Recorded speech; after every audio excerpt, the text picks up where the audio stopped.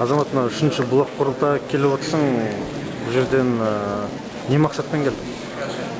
Мақсат болғанда бірінші кезекте бұл біріншісі осыдан 2 жыл бұрын Алматыда өтті.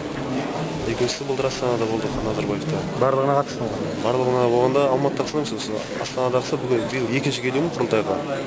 Былтырда біраз нәрселер үйрендік, мысалға қазақ интернетіне қазақ блогсферасы жайында.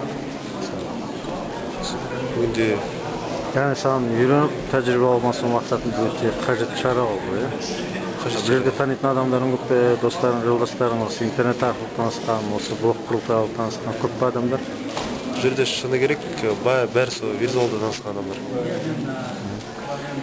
Енді нақтылы келгенде кімдерден қандай мастер-класс күтесің, кімнен не үйренгің келеді? Мысалға осы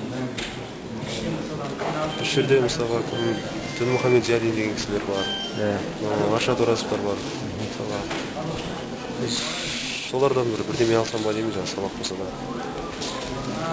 Солардың мастер-класстарын тыңдап, мысалы блог жүргізу, болмаса интернет масс-медиа тақырыбында саған қажетті білімді алғың келеді ғой.